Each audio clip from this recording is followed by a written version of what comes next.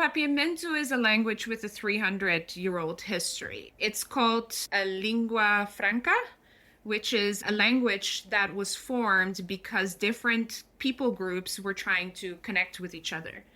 And particularly with Papiamentu, you had the people that were taken from the West African coast who came with Portuguese influences. You had the Dutch here. You had back then still a little bit of influence from the indigenous people of the island. And obviously you have Spanish very close by, with Venezuela being, I mean, you can literally see Venezuela from here. So all those little mixes became Papiamentu.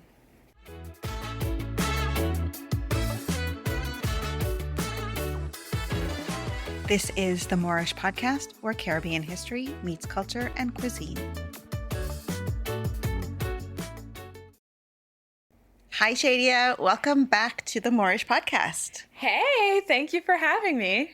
I'm so excited for this conversation about language because it is one that we really haven't tackled a whole lot on the podcast, which is the languages other than English that is spoken in different countries in the Caribbean. Yes.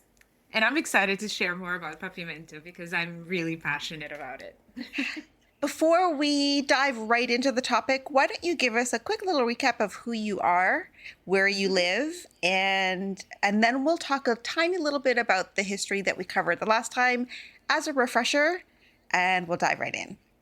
All right. Hello, I'm Sheedia Jansen from the beautiful island of Curaçao, where I lived my entire life. What I do professionally is I am a Freedom Alchemist. That is like the overarching theme of what I do.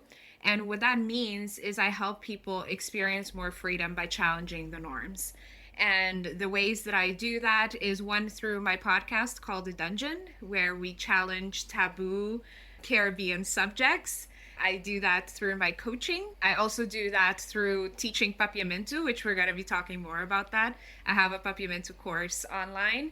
And lastly, I organize racial awareness events that help people talk about the topic of race more, because we don't talk about it enough in general.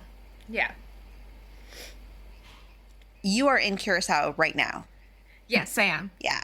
And before we hopped on and hit record, Sheedia was telling me that she just got back from the beach, and I'm in Toronto. I'm really jealous of where you are currently, but excited for you to share a little bit more about the language of Curaçao. The last time we talked, you had given us a bit of history of the people of the island and where they all came from. And I think that's going to come into the conversation and the influences in the language. So do you want to give us a little recap of that? Yes. So Curaçao's original inhabitants were the Caquetios, which is an Arawak-speaking tribe.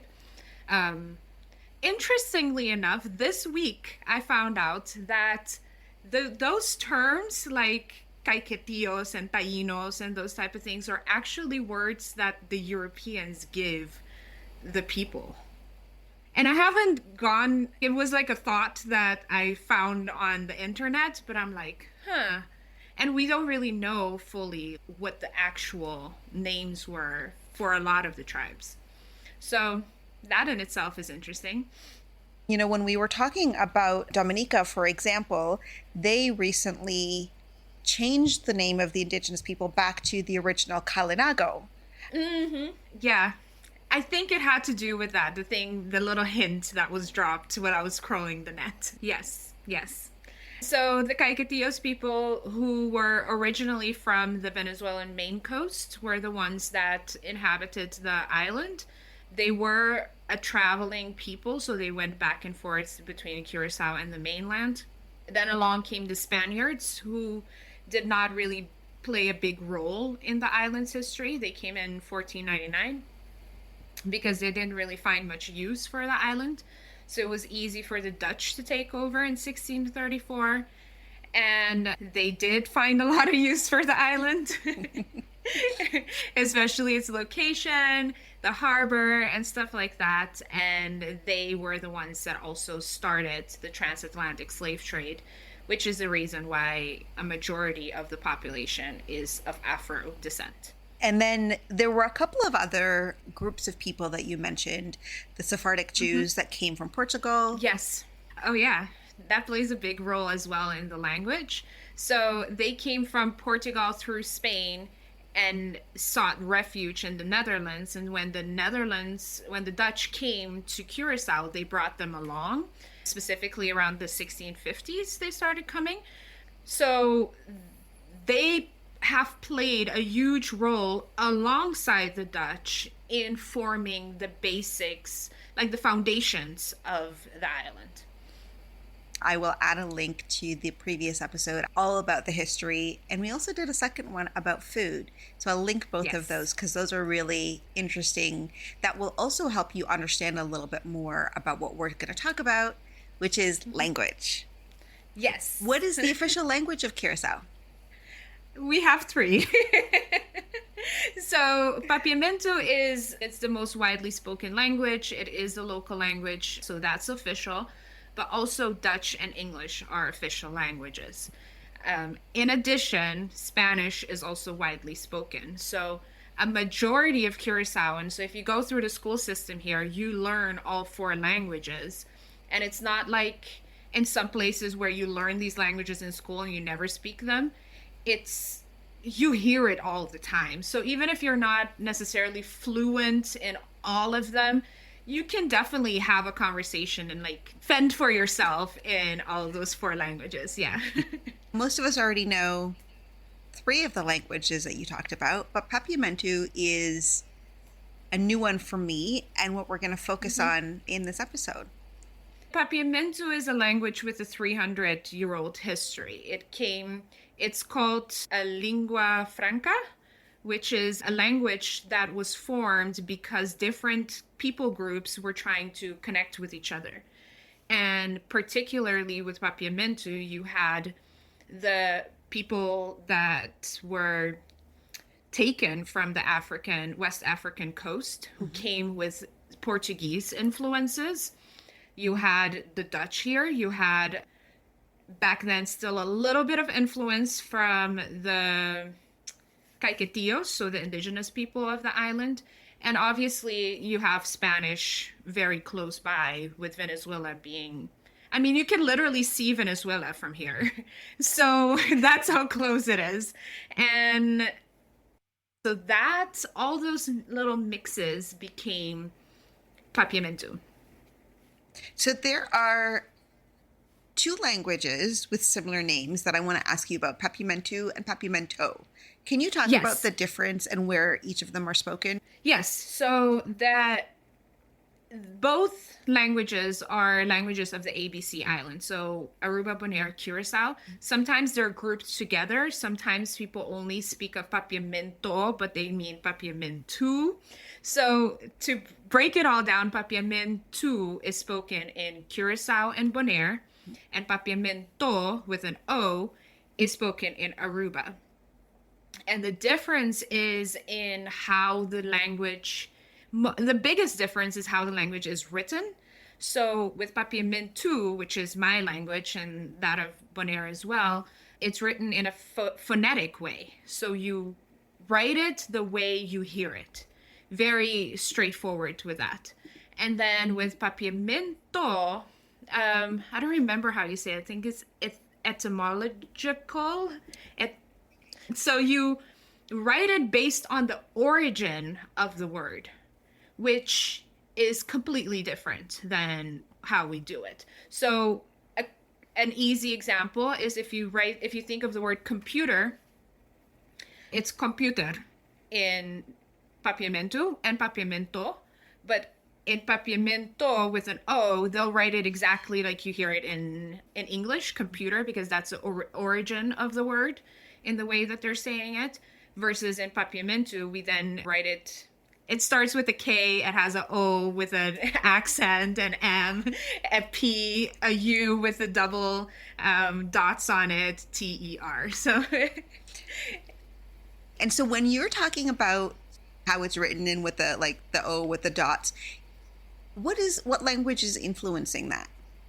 I think it was created in order to use those for those letters to mean something in Papiamentu. Now in Spanish you have them, in Portuguese, which both are heavily influenced in Papiamentu, they do have those accents as well. But with Papiamentu specifically, since we have certain words that sound more like the Dutch words, so computer, u, which is not something you have in English, that u, we made it by taking a U and putting those two dots on top of it. So that's how you get the u. So already just in that one word, you were talking about the influence from 3 different languages that then come together to form Papiamentu. Exactly. When I was listening to and watching your YouTube video, which was a very short introduction to Papiamentu, my ear was saying, these words sound really familiar.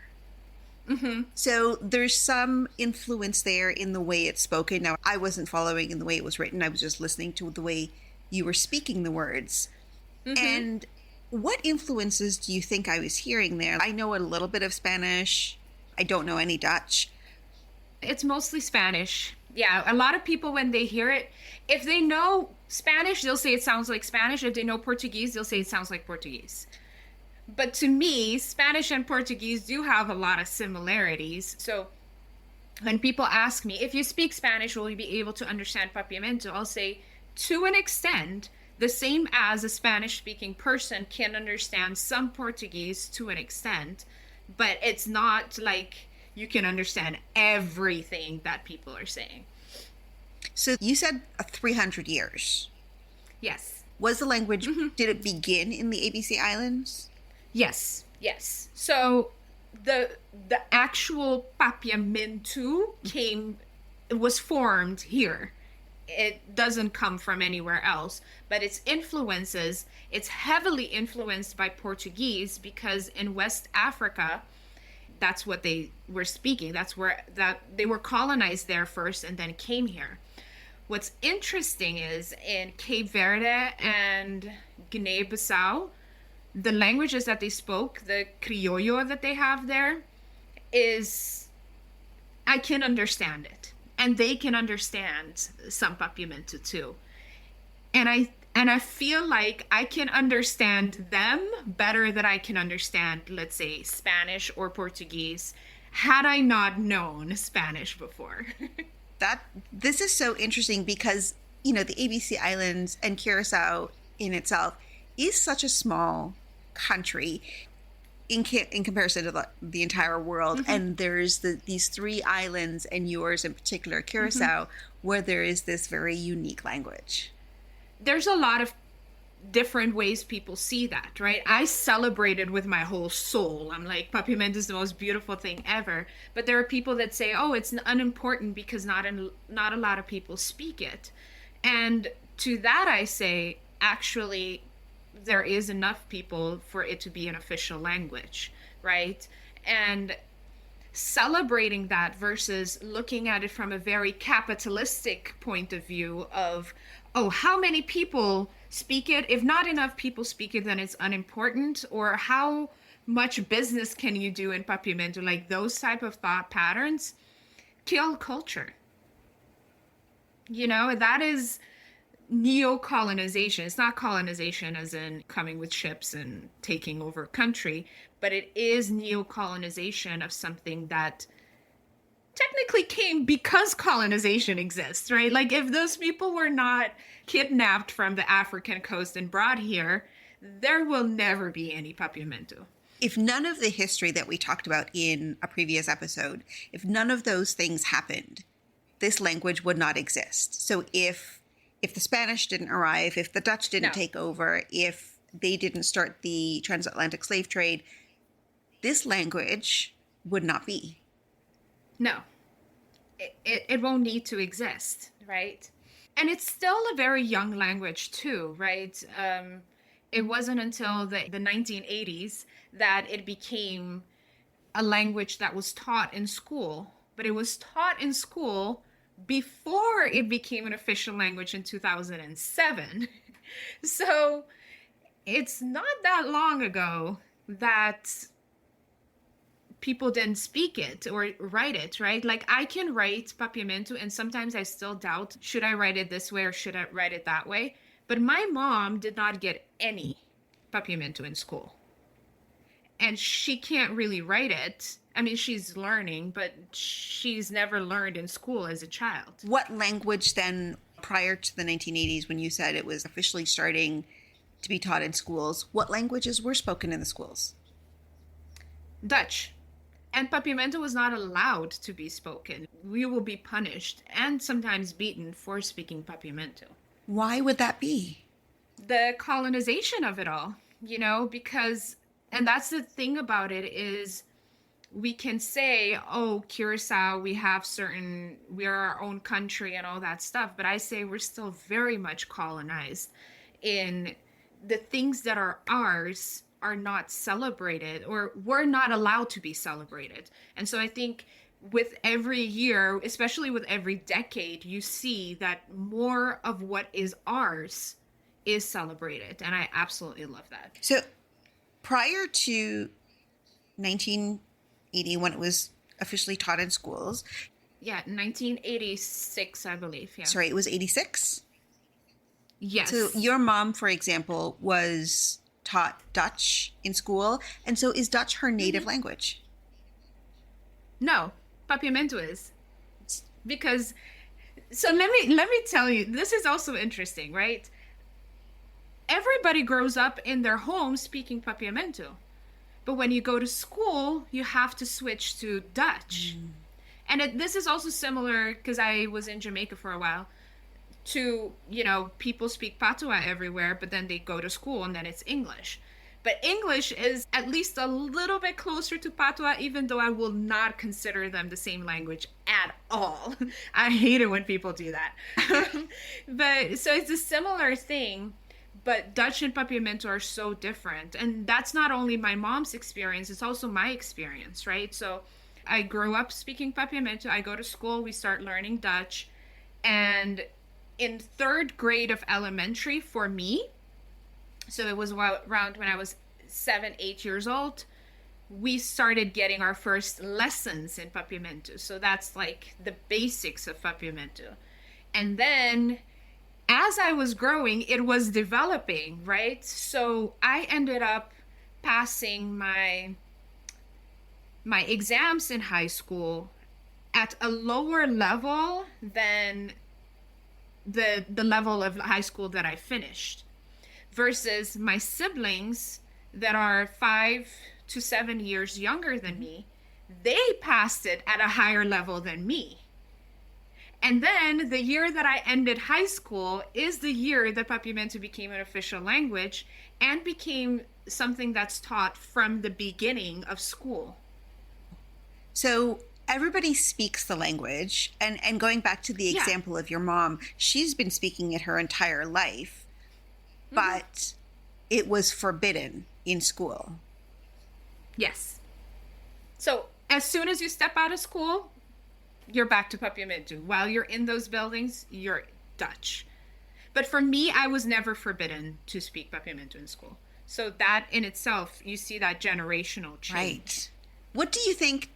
What do you think caused that change from it being forbidden in schools to it being accepted? People waking up, because it really holds you back when you can't study in your own language. When you start, there's a difference between learning Papiamentu from English, where I say this is an apple and this is apple in Papiamentu. If I say this is an apple and I'm not saying any word in English and I'm just saying apple, apple, apple, you're just like, huh? So it holds you back because there's no similarities. In addition, we learned then other languages from Dutch. So I learned Spanish from Dutch, even though we all know a little bit of Spanish even before we learned it in school. And I remember I had to learn these words from Dutch to Spanish, just like Spanish class in high school. And some of those words, I didn't know them in Dutch.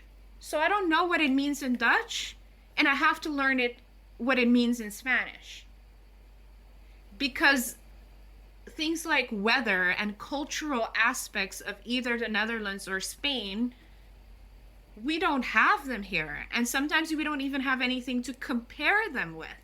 So that really holds people back because you struggle. You're set up to fail. You said that English is spoken. Is it also spoken in schools in your mom's time and now? Not as much. I don't know for sure. I think my mom probably got a few classes in English at some point. But for us nowadays, for me, it was when I was in 5th grade. So that would be 11-ish in how old I am. I started getting English in school. Once English and Spanish, they're added to the curriculum at the same time. You have to keep taking it until you finish high school. I'm trying to wrap my head around this. So I grew up in Canada, right? English is the language. And then starting in grade 3 was when we started taking French classes. And it would be one class a week. And you could continue on.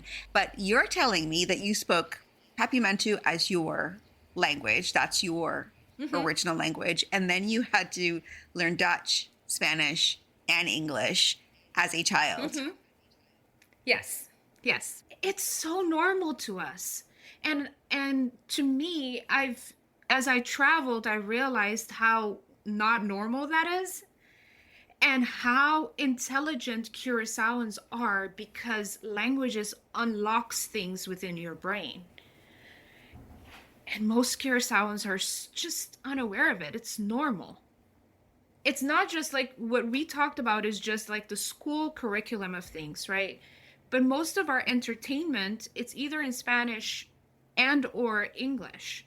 Now you can get stuff in Dutch, especially with the internet and stuff. But growing up, everybody basically had Venezuelan TV shows because you could get that with a basic antenna.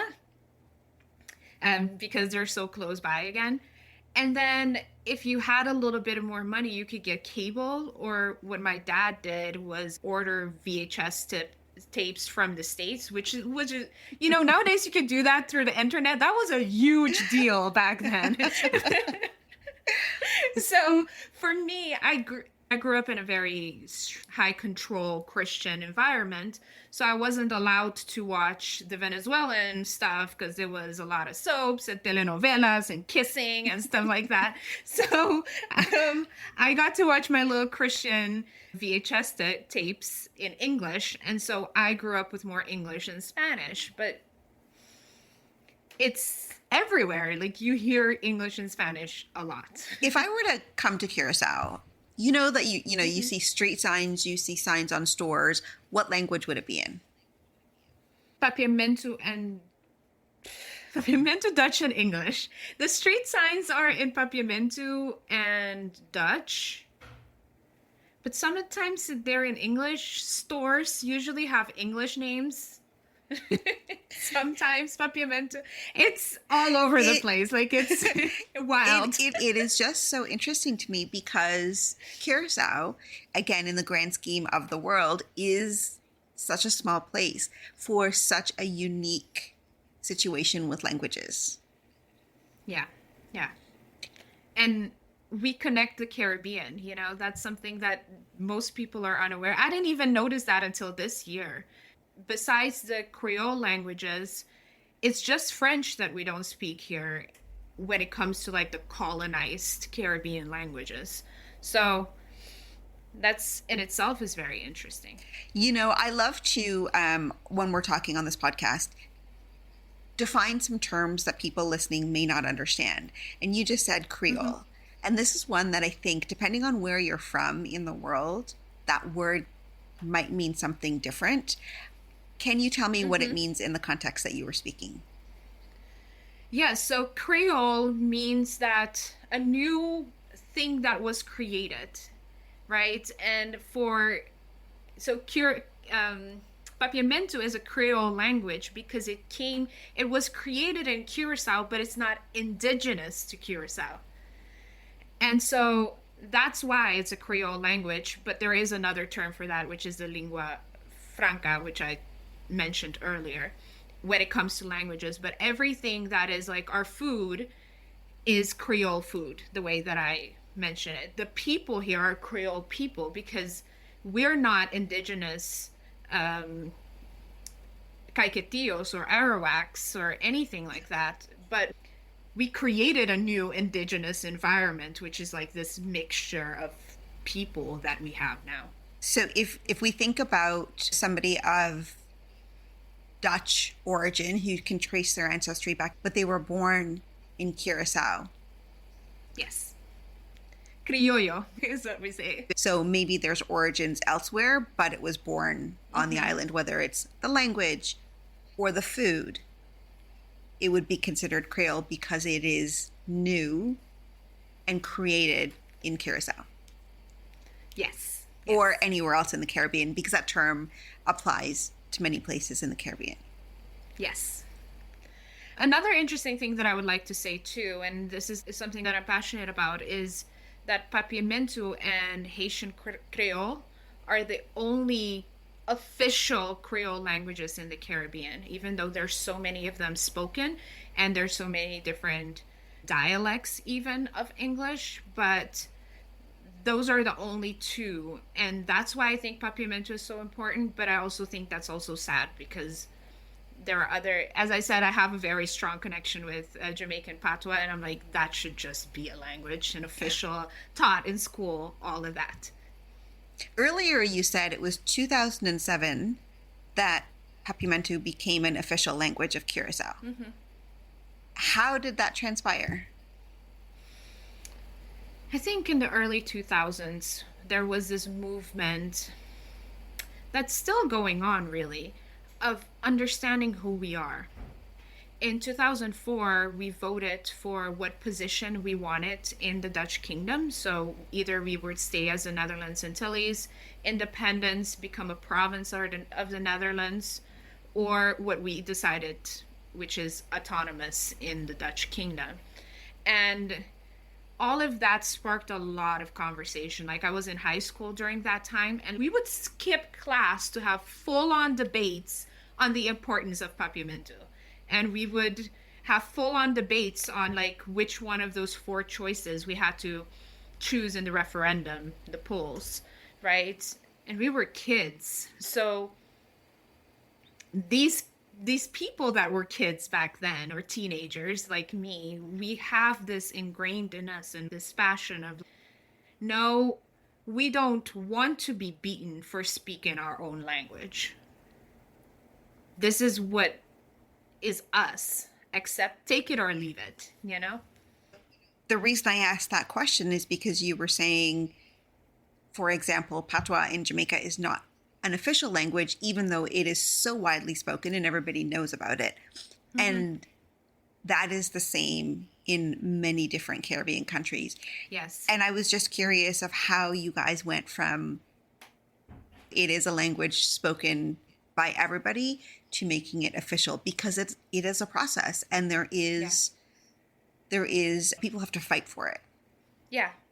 And I feel like now the fight is in my generation's hands, right? When we were having those discussions, yeah, we were very passionate about it, but we were kids. So it was the generation before us that made certain decisions to get us to this point.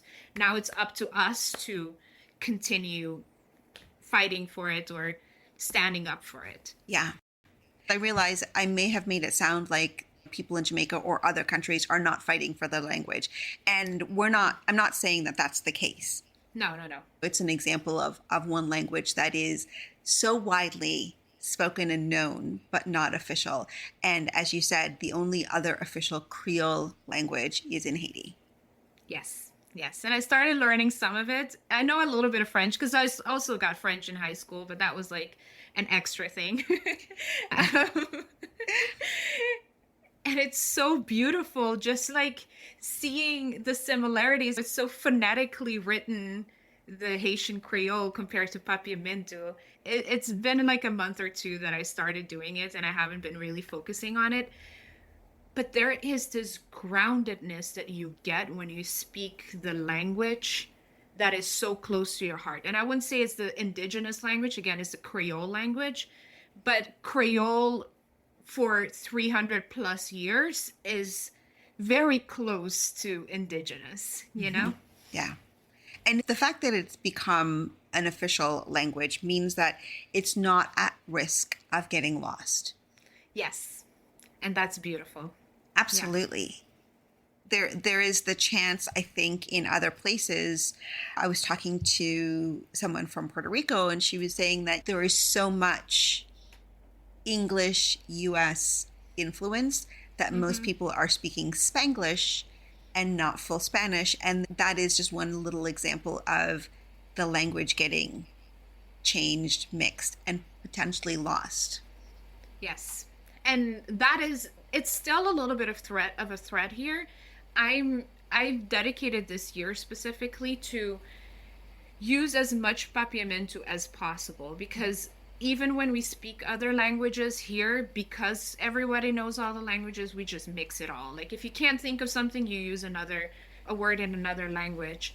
And so I'm starting to become very conscious of what are those words that I want to use. And since it's now on Google Translate too, sometimes I'm just like Google translating, what is that word again? And making sure that I use that versus trying to steal from another language. And speaking about the language not getting lost, you actually have a course to teach people how to learn to speak Papiamentu. Yes, it is called the Papiamentu language course. If you go to learn.papiamentucourse.com, and you can purchase it if you want. You get lifetime access to it, and you can learn. It's starting from the basics, so it's not for people that are very advanced. We're constantly adding to it to make it more advanced. But if you're just like, you want to learn a Creole language and Papiamentu is intriguing you, go for it. Yeah, and that's available online. Anybody, anywhere in the world can purchase it and learn the language. And then you do have some videos, or at least one that I can remember that I saw on your YouTube channel that's just open for a very quick, here are a few words to learn in Papiamentu. Yes, I have 3. 2 is how to speak Papiamentu, part 1 and part 2. And then I have one on the word dushi, which is the most widely used word in Papiamentu, but that's an animated video, even though you hear my voice. Well, okay, so it's the most widely used word. What does it mean? It means everything good. That's why. So it means good, good looking, sweet, sweetheart, and delicious. So you're looking douchey. We're having a douchey time. Interesting. I'm going to link those 3 in the show notes if you want to go look at those 3 episodes to see what we're talking about. And I'm going to go back and watch them because it's been a few weeks since I was researching this episode. This has been so interesting and informative, and it's kind of taken little turns here and there in understanding that while unofficially the official language, because it's been spoken for so long and by so many people, it's only in 2007 that became the official language. And that to me is fascinating. And it's never too late, you know? It is never too late. And so if I were to come to Curaçao and I speak English and I maybe take the course and I learn a little bit, I would be fine getting around because English is also widely spoken. Yes, yes.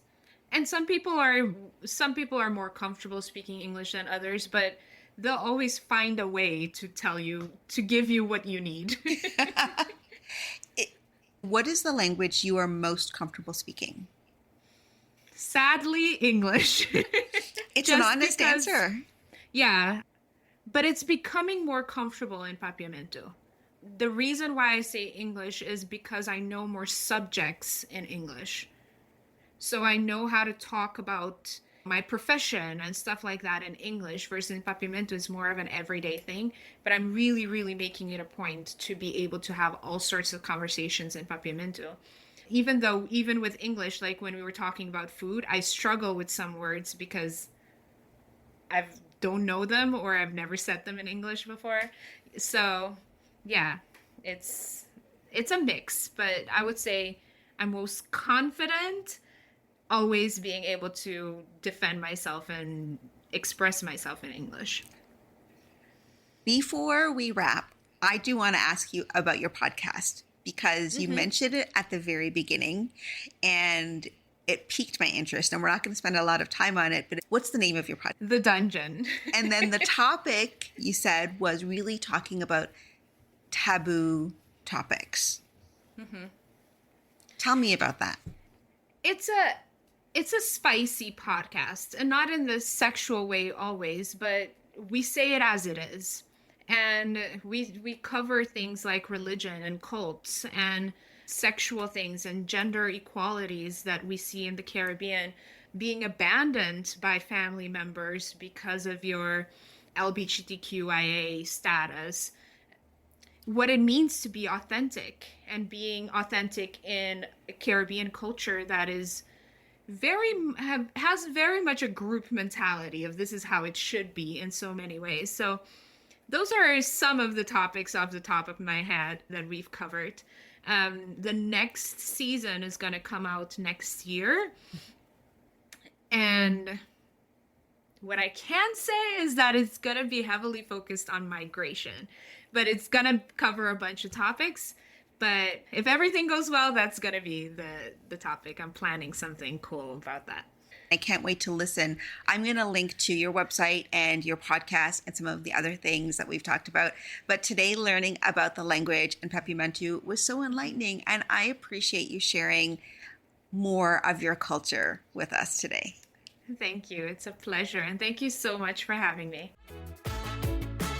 Thanks for listening to this episode of the Moreish Podcast. Connect with us on Instagram, YouTube, and TikTok at the Moreish Podcast. See you for the next episode.